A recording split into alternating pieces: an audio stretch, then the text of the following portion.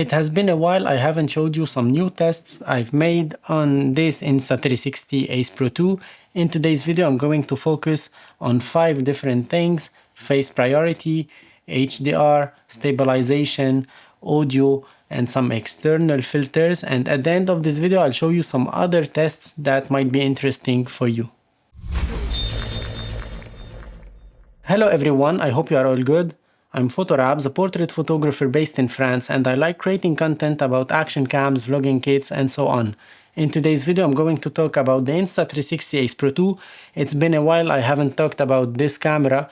I'm going to show you some head-to-head comparison between two Insta360 Ace Pro 2 in different settings, so you can make your own idea about which settings are the best for you. And by the way, this video is not sponsored by Insta360 and it's not sponsored by K&F Concept, but if you buy any K&F Concept product via my affiliate link down below, you can get up to 20% discount.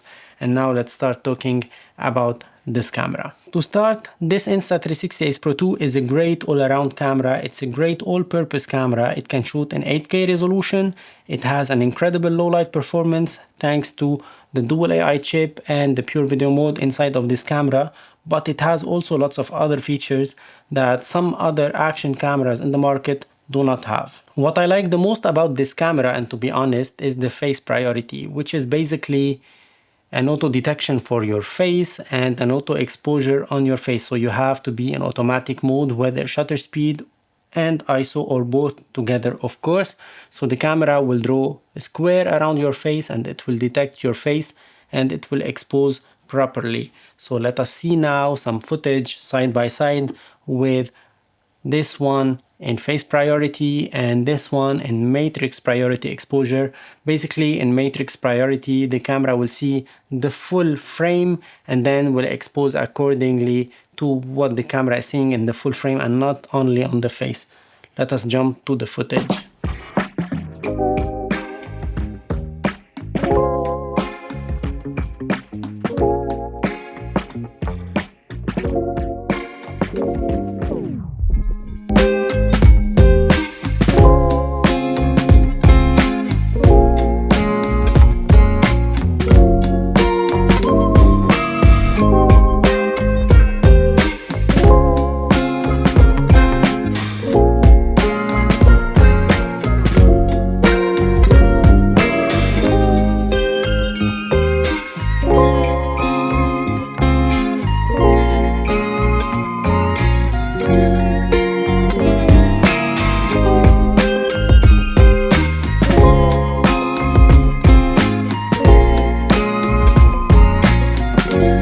What do you think about this mode? Would you consider using it when vlogging, or you'd like to use the more traditional way, the matrix mode, and use that when you are vlogging? Let me know your thoughts down below. The next point I will talk about in today's video is the HDR, that stands for high dynamic range, that we can toggle on and off on this camera. This mode is very important, especially that we can toggle it on and off, because in this mode we will enhance the highlights and the shadows. That means that the contrast of the image will be much more enhanced or much more affected when we are using the HDR mode.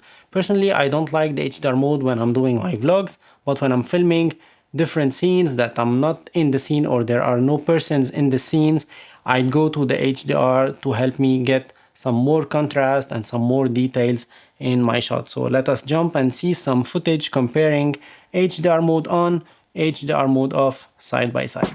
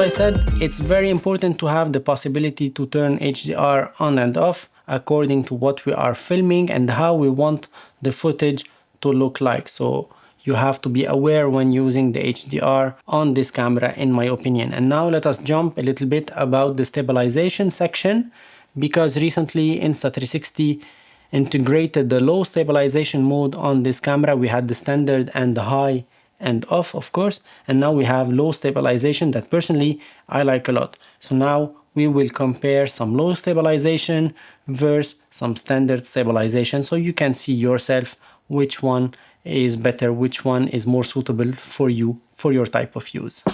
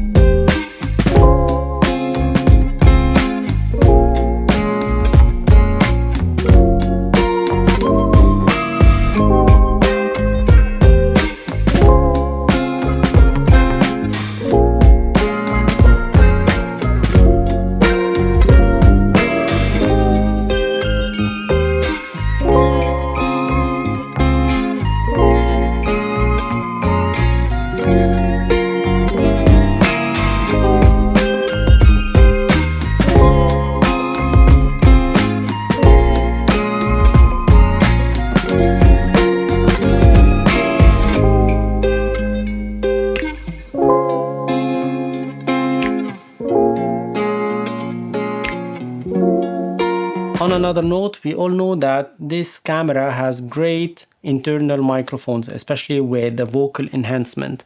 And when we have wind, I tried this camera before, but now in this section, I'll be talking about the microphones in another perspective. If we have noise around, which one should we use, the vocal enhancement or the wind reduction? In this section, you're gonna discover that. There is no wind here, but I'm trying the vocal enhancement on one camera and the wind reduction on the other camera. I'm near a passing road here on my left. There are some noise from the cars passing by. So this is an audio test. Vocal enhancement versus wind reduction. There is no wind here, but I'm trying the vocal enhancement on one camera and the wind reduction on the other camera. I'm near a passing road here on my left. There are some noise from the cars passing by. So this is an audio test. Vocal enhancement versus wind reduction. In this section, I will talk about some filters that I use with this camera that I like and that I think might be helpful for you. But first, last year I got this adapter here for my Ace Pro 1 that I can still use on my Ace Pro 2. It fits perfectly on my camera without problems at all, without scratching the lens or whatsoever. And I have a bunch of filters from K&F Concept. By the way, check my affiliate link to get 20% discount from K&F. The first filter that you are seeing now on the screen is the CPL filter, which is a polarizing filter. This filter helps you get a better contrast, especially if you are filming through windshield, through the glass or something like that. As you can see now, I'm comparing with and without the CPL filter. And that's something very important, especially if you'd like to do these kind of shots in your videos, to have the CPL filter. And I can say that the magnets are very strong. Once you put it on, you cannot take it out, even if you are on some bumps on the roads and so on. That's something that I have to mention. A very good point for K&F Concept, high quality materials and so on. And now I will use this variable ND filter. But by the way, when you are using variable ND filters, I highly recommend you to go to manual exposure on your camera and to get out of the automatic exposure, so you have a better control of what the camera is seeing, of what the camera is recording. You can adjust everything on your own, and having this one, okay, you can get maybe some cinematic shots, but the most important thing is that you have control over the light and you won't have that exposure drift or shift when you are passing from the shade to the sun or to the light and so on. The exposure will be the same throughout all of the rush, and that's for me a very good point.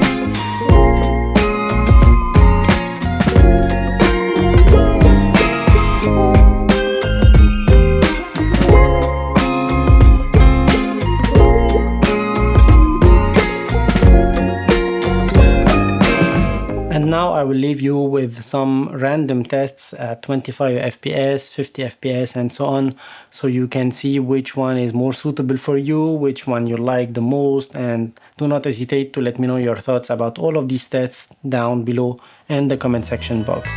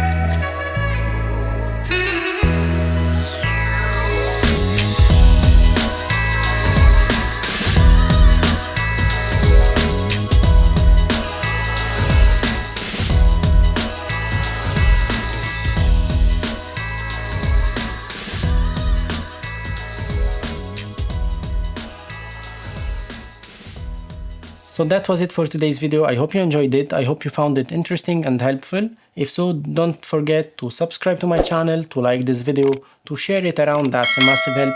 If you are interested in the Insta360 Ace Pro 2, you can find my affiliate link down below. By the way, if you purchase this camera via my link, you will get free accessory from Insta360, and that's a massive help as well for my channel. And if you are interested in the K&F concept filters, tripods, light stands, light, batteries, and whatever, you can get 20% discount via my affiliate link down below. And thank you for watching. Ciao for now.